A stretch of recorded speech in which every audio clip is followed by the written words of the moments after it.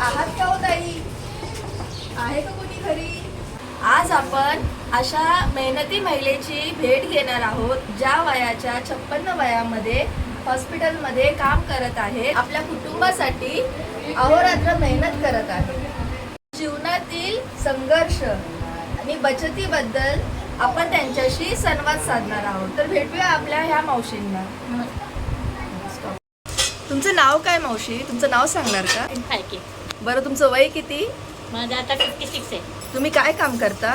मी दवाखान्यात आहे, मावशीचं काम करते. अच्छा, तुमच्या कुटुंबात कोण कोण आहे? माझी मुलं आहे, ती मुलगी आहे, सासू आहे, धीर आहे, ती जावाई. अच्छा, तुमच्या पतीचे निधन कधी झाले होते? त्यांना आता 10 वर्ष झाली. काय झाले होते? नाही ना, असं अचानकच. आणि तुमच्या पतीच्या निधनानंतर आयुष्य कसं बदललं, काही सांगू शकता का? आयुष्य काय म्हणतात, जेव्हा मिस्टर म्हणजे नवरा असल्यावरती आयुष्य एकदम सुरळीत असतं, पण मिस्टराच्या नंतर म्हणजे बाहेरची दुनिया ही आम्हाला बाहेरची दुनिया ही त्यांनी ऑफ झाल्याच्या नंतर कळालं. त्या वर्षी त्याच्यानंतर मी 1 वर्ष घरकाम केलं.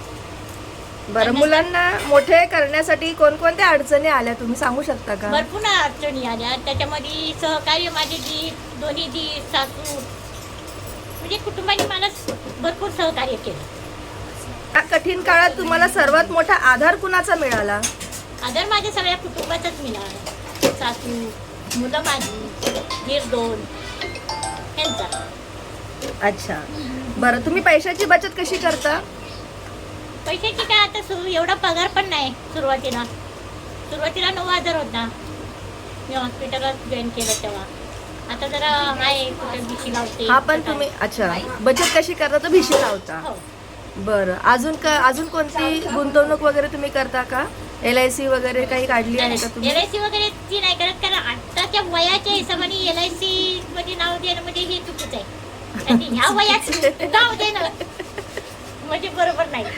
नाही, आता कसं तुमचं वय पण झालंय आणि ह्या वयात तुम्हाला आता पॉलिसी मिळणारही नाही. हा, वयानुसार. बरं, मला काय म्हणायचं, आयुष्यात आर्थिक नियोजन किती महत्वाचं वाटतं तुम्हाला? आर्थिक भरपूर वाटतं, कारण एखाद्या टायमाला एखादं संकट जर आलं तर त्यासाठी आपल्या हातात 4 रुपये पाहिजे. हां, बरं, जर तुमच्या पतीकडे योग्य विमा असता तर आयुष्य किती वेगळं असतं असं तुम्हाला वाटतं का?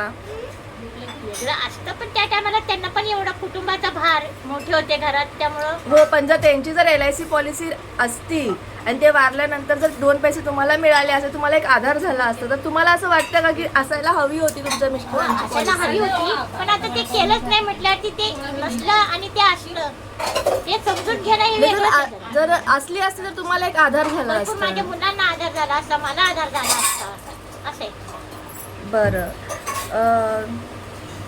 बरं, तुमच्या कुटुंबात कमवणारे तुम्ही एकट्याच आहात का? नाही, तसं एकटं म्हणायला मी एकटी नाही.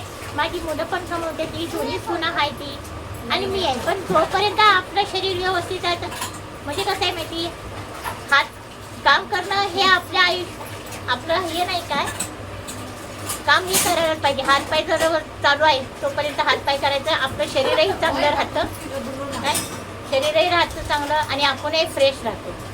बरं, महिन्याला साधारण किती बचत करता तुम्ही?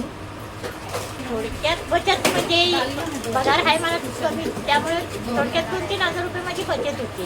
त्यात पण माझी इकडे तिकडे जरा जाते कुठे. बरं, अचानक मोठा खर्च आला तर त्यासाठी काय व्यवस्था आहे तुमच्याकडे?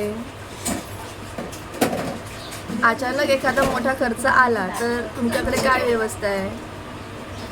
अचानक आहे की, तर त्याच्यासाठी पण कसं आहे, अचानक अशी अडचण आली, माझी मुलं आहेत ते सपोर्ट करणारे, 4 रुपये मी ठेवले ते मी काढू शकते, असे. बरं, तुम्ही सांगितलं की मुलं आहेत, जर तुमच्यावरती जर काही अशी वेळ आली तर मुलं तुम्हाला साथ देतील? हो हो. तर माझा मुलगा, दोन्ही मुलं माझी दवाखान्यातच आहे ती कामाला. बरं, ठीक आहे. तुम्हाला अशी बचत हवी आहे का जी भविष्यात तुम्हाला उपयोगी पडेल? अशी कोणती बचत? ह्या वयात मला अशी बचत जर भेटली तर त्याचाही उपयोग नाही, कारण वय माझं उलटून गेले. हो, ठीक आहे.